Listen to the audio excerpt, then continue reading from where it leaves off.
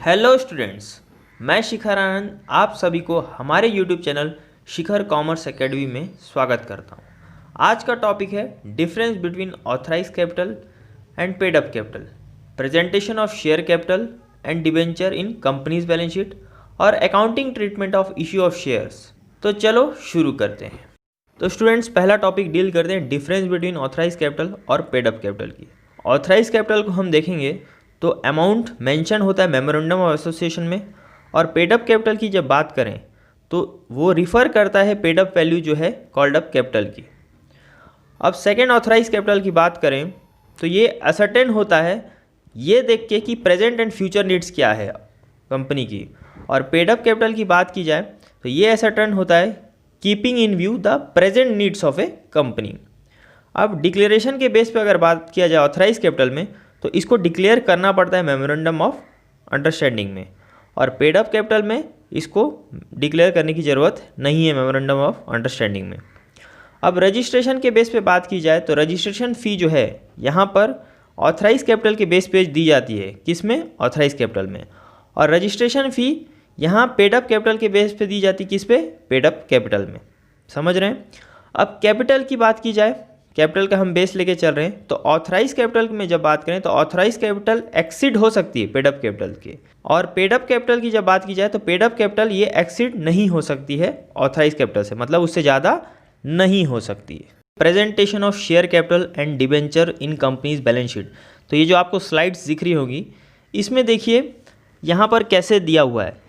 Particulars लिखेंगे आप, note number, amount current year, amount previous year, equity liabilities में share holders का fund, उसके अंडर में शेयर कैपिटल, उसके अंडर में रिजर्व एंड सरप्लस, और जो मनी रिसीव होगा शेयर वारंट के थ्रू, तो ये हमारा नोट नंबर 1 होगा।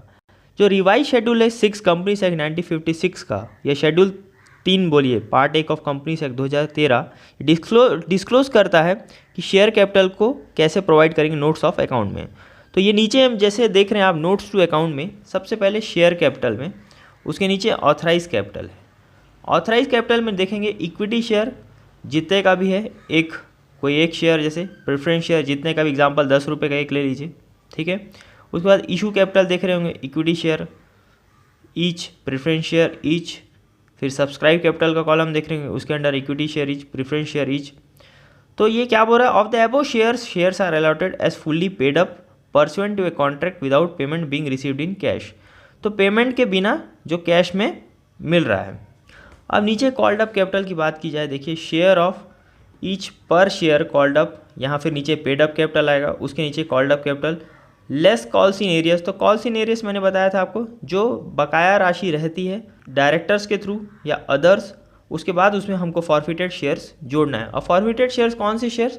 जैसे मान लीजिए शेयर होल्डर एप्लीकेशन का पैसा दे चुका है, अलॉटमेंट का पैसा दे चुका है, लेकिन फर्स्ट और फाइनल कॉल का पैसा नहीं दिया है, तो कंपनी अगर फॉरफिट करने जाएगी, जब्त करने जाएगी उसका शेयर, तो जो पैसा वो दे चुका है उस चीज़ को जब्त करेगी, तो कंपनी उसका एप्लीकेशन अलॉटमेंट का पैसा जब्त करेगी, उस समय उसको हम फॉरफिट बोलते हैं। ये आगे एक प्रोसेस है, इसको भी डील करेंगे हम। देखिए क्वेश्चन क्या बोलता है, XYZ कंपनी है, फॉर्म हो गई share capital 10 lakhs divided into 1 lakh shares of ₹10 each. Out of this 8,000 shares were issued to the vendors as fully paid as purchase. Consideration for a building 60,000 shares were offered to the public payable as 3 रुपये share application पे दे रहा है, 4 रुपये share allotment में, और balance जो है first और फाइनल कॉल पे दे रहा है। एप्लीकेशन हमको यहाँ रिसीव हो रही है 50,000 शेयर्स की। All money payable on allotment was duly received except on 1,000 shares, 1,000 share का हमको मिल नहीं रहा है। फर्स्ट और final call not made by the company, first और फाइनल कॉल कंपनी नहीं पे करी। तो सॉल्यूशन पॉइंट ऑफ व्यू में जब आप देखेंगे बैलेंस शीट जब हम XYZ कंपनी लिमिटेड की बनाते हैं, तो इक्विटी लायबिलिटीज़ में जैसे हम पीछे अभी देखे थे स्लाइड में, तो शेयर होल्डर्स फंड में शेयर कैपिटल यहाँ पर देखिए नोट बनाना पड़ेगा हमको। यहाँ वर्किंग नोट कैसे बनाएंगे देखते हैं। तो शेयर कैपिटल पहले जाते हैं नोट्स टू अकाउंट में। शेयर कैपिटल हमारा ऑथराइज कैपिटल 1 लाख शेयर 10 रुपये का एक है, तो 10 लाख हो गया स्टूडेंट्स। उसके बाद हमको एक लाइन खींच देनी है क्योंकि हमको ऑथराइज कैपिटल से अब कोई मतलब नहीं। अब इशू कैपिटल की बात की जाए तो 58,000 शेयर्स थे हमारे पास, तो 10 रुपये का एक शेयर है, तो 5,80,000, वहाँ भी नीचे एक लाइन बंद कर दीजिए। अब बात करते हैं सब्सक्राइब कैपिटल की। तो subscribe and fully paid up में 8,000 शेयर 10 रुपये का एक है, तो वेंडर को बिल्डिंग के लिए हम इशू कर रहे थे, तो 80,000 रुपये हो गया, 8,000 इंटू 10। अब सब्सक्राइब लेकिन फुल्ली पेड अप, सब्सक्राइब किए थे लेकिन फुल्ली पेड अप कर दिए थे, तो 50,000 शेयर 10 रुपये का एक, लेकिन कॉल्ड अप कितना था 7 रुपये के हिसाब से, ठीक है। तो 50,000 इंटू 7 करेंगे आप यहाँ पर, इसको क्वेश्चन को एग्जाम पॉइंट ऑफ व्यू में गलत नहीं करेंगे आप। तो 3,50,000 यहाँ गया। अब जो कॉल्स इन एरियस हमारा बचा हुआ था 1,000 का, तो 4 रुपये के हिसाब से देखेंगे हम वहाँ पर, तो वो हो गया 4,000। तो मतलब 3,50,000 का था, उसमें 4,000 गया, तो 3,46,000 आया। तो इसको यहाँ पर रखिए आप, तो देखेंगे अब हम लोग, तो ये 80,000 और ये 3,46,000, मतलब ये 4,26,000 रुपये हो गया हमारा। तो अब इस 4,26,000 को उठा के हम शेयर कैपिटल में ले जाएंगे, तो अमाउंट करेंट ईयर में और प्रीवियस ईयर में 4,26,000 हो गया। अब एसेट्स की बात करें तो नॉन करेंट एसेट्स, उसमें हमारे फिक्स एसेट्स आता है, उसी के अंदर टेंजिबल एसेट्स जिसको हम छू सकते हैं, लैंड, बिल्डिंग। तो यहाँ बिल्डिंग है हमारे पास, तो अमाउंट करेंट ईयर इस साल का है, तो 80,000 डाल दीजिए। अब करेंट एसेट्स में जाते हैं तो कैश एंड कैश इक्विवेलेंट, जो कैश एट बैंक है हमारा 3,46,000 यहाँ पर करेंट ईयर का, और अमाउंट प्रीवियस ईयर का 4,26,000। तो स्टूडेंट अब हम डील करेंगे share certificate. Certificate issued by the company under its common seal to the share holders against share taken by them is called a share certificate. तो certificate company जो issue कर रही है अपनी कॉमन सील के तहत, और किसके अगेंस्ट में, शेयर होल्डर्स के अगेंस्ट, उसको हम शेयर सर्टिफिकेट बोलते हैं। ये कंपनी का नाम, एड्रेस, शेयर होल्डर्स का नाम, पता, कितने शेयर्स अलॉट कर रहे हैं, कहाँ पे कर रहे हैं शेयर होल्डर्स, ये सब उसमें ध्यान में रखती है। अकाउंटिंग ट्रीटमेंट देखते हैं हम इशू ऑफ शेयर्स के तहत। तो इशू ऑफ शेयर्स 3 केस में बटा है, lump sum amount, amount received in instalments, और issue of shares of consideration other than cash, मतलब कैश को छोड़कर। तो ये एट पार वैल्यू में है, मतलब 100 रुपये का शेयर 100 रुपये में, एट प्रीमियम में मतलब 100 का शेयर 120 में, और एट डिस्काउंट में मतलब 100 का शेयर 80 रुपये में।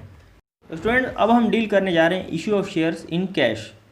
तो जब हम पूरा अमाउंट रिसीव कर लेते हैं लम्प सम में, उस केस में जो टोटल अमाउंट रहता है शेयर का जो हम रिसीव करे रहते हैं एप्लीकेशन में, तो उसकी जर्नल एंट्री किस हिसाब से पास करेंगे देखते हैं। पहला पॉइंट, जब हमको वोल मनी रिसीव हो जाता है एप्लीकेशन में, तो एंट्री होगी bank account debit to share application account, और उसका नरेशन जरूर लिखेंगे, being application money received on share या पर शेयर, जितने का भी शेयर होगा।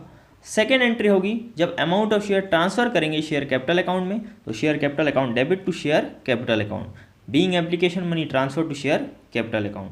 क्वेश्चन देखते हैं हम लोग जैन कंपनी का। Jain company issued 15,000 12% preference share of ₹10 each.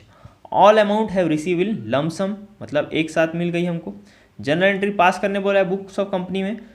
तो जब हम प्रैक्टिकल सॉल्यूशन बनाएंगे ध्यान रखेंगे वहाँ हमको date, particulars, ledger folio, debit, credit सबका ध्यान रखना है। जनरल एंट्री जब बनाते समय सिस्टमेटिक सबको लिखना है, क्योंकि हम अकाउंटिंग कर रहे हैं, और आप जानते हैं accounting art of classifying, summarising, recording and interpreting the economic transaction of a form होता है ना।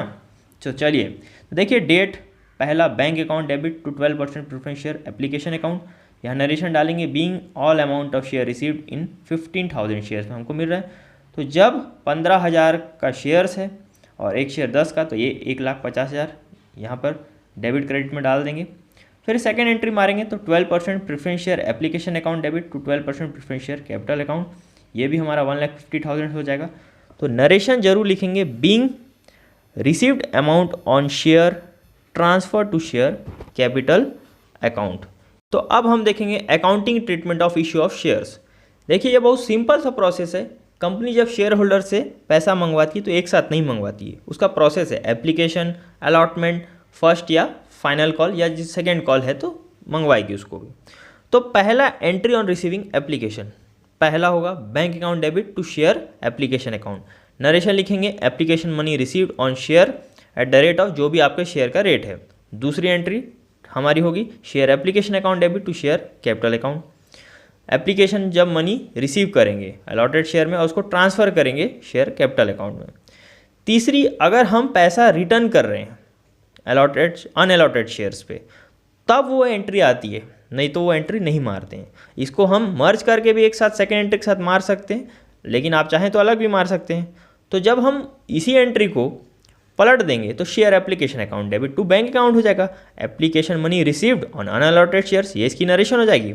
अब हम बात करते हैं एंट्रीज ऑन रिसीव्ड अलॉटमेंट में। तो देखिए पहली एंट्री होगी share allotment account debit to share capital account, narration डालेंगे amount due on allotment on shares, जो भी आपका शेयर का रेट है। सेकेंड एंट्री होगी bank account debit to share allotment, क्योंकि हम रिसीव भी कर रहे हैं अलॉटमेंट ऑफ शेयर्स में, जिस रेट से होगा आपका उस क्वेश्चन कंडीशन के ऊपर डिपेंड करता है। अब थर्ड एंट्री जो हमारी होगी, एंट्री होगी फर्स्ट कॉल की। तो जब शेयर होल्डर्स इन्फॉर्म करते हैं, है ना, कि आपको फर्स्ट कॉल देना है, तो एंट्री होगी share first call account debit to share capital account. यहाँ क्या नरेशन डालेंगे, first call due on share at the rate of rupees, जो भी आपके शेयर का रेट होगा। ठीक है स्टूडेंट, समझ में आ रहा है आपको? ये बहुत इजी प्रोसीजर है, अभी नया नया है तो आपको ऐसा लग रहा होगा बहुत बड़ी चीज़ है, लेकिन सिंपल प्रोसीजर है। मैं जो इजी ट्रिक्स में समझा रहा हूँ उसको समझिए। अब हम रिसीव करेंगे फर्स्ट कॉल मनी, है ना, receipt of first call money. तो एंट्री होगी bank account debit to share first call account, narration मारेंगे first call money received on shares, जो भी होगा आपका पर शेयर के हिसाब से। अब एंट्री करते हैं सेकंड कॉल की। तो शेयर होल्डर्स को आप इन्फॉर्म कर दीजिए कि आपको सेकंड कॉल पे करना है भाई। तो share second call account debit to share capital account, second call money due करेंगे शेयर्स में, जो भी आपका रेट होगा उस रेट से पर शेयर के हिसाब से। अब रिसीव करने जाएंगे सेकंड कॉल मनी को। तो बहुत ईजी है, बैंक अकाउंट डेबिट, पैसा आ रहा है, bank account debit to share second call account, being second call money received on shares at the rate of, जो भी पर शेयर के हिसाब से आप मार दीजिए एंट्री। समझ रहे हैं स्टूडेंट्स? तो आज मैंने आपको आधी चीज़ कंपनी की बता दी है। नेक्स्ट क्लास से हम जो है डायरेक्ट सॉल्यूशंस पे आएंगे, प्रैक्टिकल सॉल्यूशंस पे। तो students, next topic issue of share at par से शुरू होगा। तो होप करता हूँ आप सभी को वीडियो बहुत अच्छा लगा होगा, और अगर अच्छा लगा तो लाइक करें, शेयर करें, सब्सक्राइब करें।